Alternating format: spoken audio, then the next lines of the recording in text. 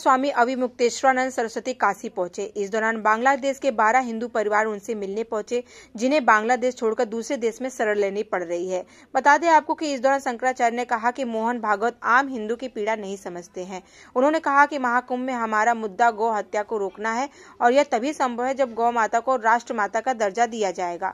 और साथ ही मंदिरों पर अवैध कब्जे को लेकर के अविमुक्तेश्वरानंद ने कहा कि जहां वाराणसी में कई मंदिर ऐसे हैं जिन पर कूड़ा पड़ता है, ऐसे मंदिरों को ठीक करवा के जल्द ही पूजा पाठ शुरू करवाना चाहिए।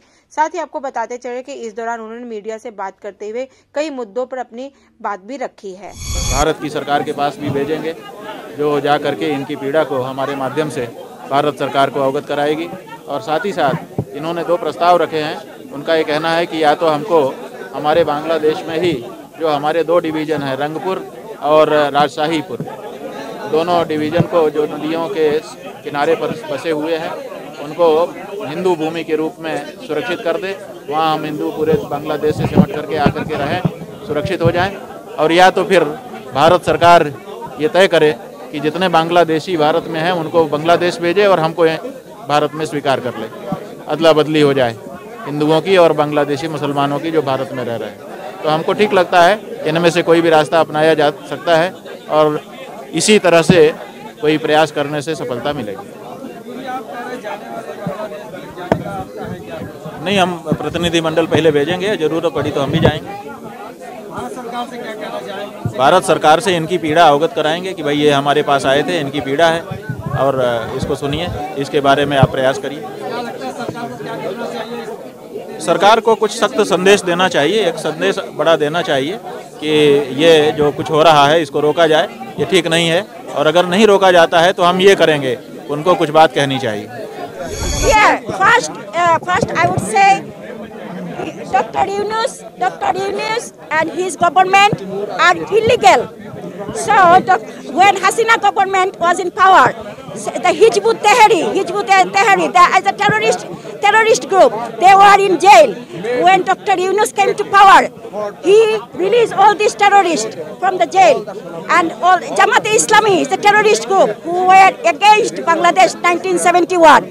Because of Jamaat-e-Islami, lots of women got raped. Girls were taken away from home. But Yunus is having relationship with Jamaat-e-Islami and Hizbut Tahrir, who are in the jail. And Hizbut Tahrir people and Jamaat-e-Islami people attacking Hindus. Every houses, they don't want Hindus to live in Bangladesh.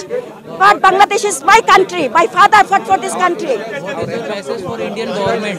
Indian government must speak up and speak to Dr. Yunus, even though he is illegal government.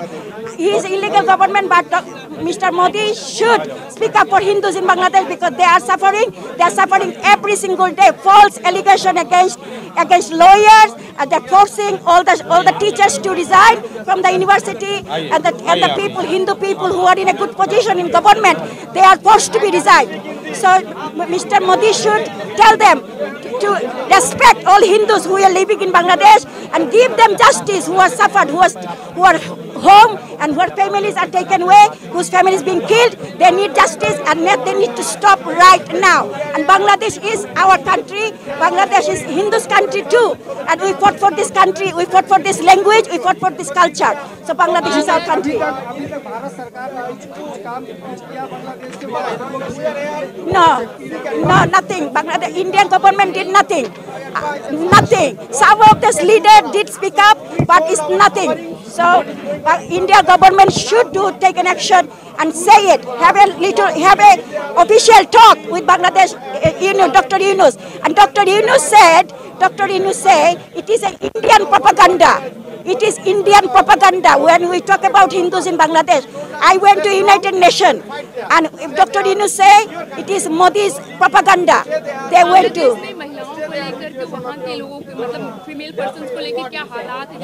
They are very scared. Some of the rape, some of the mother and daughter both raped, but it's not. They are not telling people. They are hiding. They are very scared. No law and order. No police. No law and order. If I go to a police station, they are not going to take my case. Rather, I will be arrested.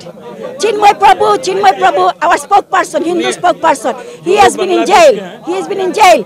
and for false allegation. We want his release, immediate release. We want Chinmay Prabhu's immediate release without any condition, because he is our spokesperson. He didn't do anything. He just asked for the rights. We all have rights. Fight for our rights. We all should fight for our rights. He is only being a spokesperson. Because of that, he's been in jail. He's been in jail, and the two people who took food for him, because he's a monk, he's a vegetarian, and then they arrest other people too. So they can give anybody a death sentence. They can give anybody a false allegation. They can do anything. This is illegal government. It's like a terrorist government. What is the current condition of Hindu temple in Bangladesh? Hindu temples are being attacked every single day. If people are talking about it, if you talk to village people, some people don't say it because they're scared. Some people don't mention it. Even they are being attacked. If you call them, they're not going to talk about it because they're so scared. But temples, priests were killed. There was a caretaker was killed day before 2 days ago, and then they're taken away everything from the temple. Temple attacking is a very common thing. So, and then if you catch the perpetrators, they say he is a mentally sick guy. He's a pagal. That's what they say. Because the guy was caught, they said no, he's a mentally sick. That's why he attacked temple. हम जब बहुत साल पहला जब हिंदू खतरा में था, आदि शंकराचार्य ने हिंदू को सेव किया था। हम इसलिए गुरुजी के पास आया, जब हम तो हिंदू बांग्लादेश में रहता है, हम खतरा में हैं, हम आपको पास आया, हमको रक्षा कीजिए। हम उसको सब घटना बोला काल, इसके उन्हें सूचना किया, उन कुछ करेगा, आपको बुलाया, हम आपको साथ बोलता है। बांग्लादेश के तो प्रेस कंट्रोल्ड, और उधर में तो कुछ आता नहीं है, इसलिए हम इधर आया। आप लोग कुछ सो भारत का जनगण हमको साथ होगा तो ये प्रॉब्लम सॉल्व होगा। स्थिति क्या है बांग्लादेश के समय हिंदू पे जो घटनाएं हम लोग देख रहे हैं, सुन रहे हैं, क्या है स्थिति? परिस्थिति ऐसी है, आप आज बॉर्डर खुल देगा तो बांग्लादेश के 2 करोड़ हिंदू इंडिया में चला आएगा। ये परिस्थिति है। किसे एक आदमी एक परिवार कब घर छोड़ना चाहता है, परिस्थिति ऐसी ही भयानक है। उसका बांग्लादेश का एक टेम्पल नहीं है जो कोई ना कोई टाइम में अटैक नहीं हुआ। बांग्लादेश के डेटी जो हमारा मुक्ति हर रोज भंगता है। इवन आज हम जब बात करता है, कोई ना कोई टेम्पल दे टूटा, दे मुक्ति। बांग्लादेश के नाबालग गर्ल बालिका वो तो हरदम रेप होता है, वो उठा के ले जाता है, शादी करता है, कन्वर्ट करता है।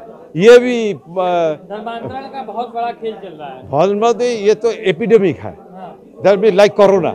It's very bad situation for our young girls. वहाँ एक बार एक गर्ल रेप हो जाता है तो वो पूरा फैमिली उधर से भाग जाता है। सो वो लोग यही चाहता है हिंदू भागो बांग्लादेश से। सरकार बांग्लादेश जो सरकार बनी है उसकी क्या मंशा है, इस समय क्या चाहती है? बांग्लादेश का सरकार, ये सरकार जो अभी है वो तो नोबेल विनर है शांति में। उसका टाइम में इतना अशांति होता है, हम तो नोबेल कमेटी के बोलना चाहता है भाई इसको शांति का प्राइज वापस ले लो। बांग्लादेश का ये तो शांति, डॉक्टर यूनुस तो शांति में नोबेल मिला, मगर उसका बगल में अभी ISI, ISIS, अल-कायदा और बांग्लादेशी तालिबान, जमात और राइजिंग। बांग्लादेश और अफगानिस्तान हो चुका है, ओनली टाइम आतंकवादियों के कब्जे में हो चुका है। यस, बांग्लादेश आतंकवादी में कब्जा में चला गया ना।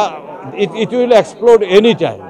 आप लोग इंडिया में बैठ के जस्ट वेट कीजिए, जस्ट यू विल सी। हम लोग अभी जो बोलता है ये रुकने के लिए इंडिया को एक्शन लेना पड़ेगा। भारत सरकार से क्या मांग करते हैं, क्या चाहते हैं आप? भारत सरकार के बोलता है हम सफरिंग करता है आपके लिए, आपके मिस्टेक से। हम 77 ईयर्स में सफरिंग करता है, और कितना साल हम सफर करेगा। हमको रक्षा करो, रक्षा करना ये आपका ड्यूटी है। It is my right that you save me. तो ये भारत सरकार के कहने के लिए हम इधर आए। हम जाएगा बहुत प्लेस ये बोलने के लिए, it is my right that I am suffering for your mistake, save me.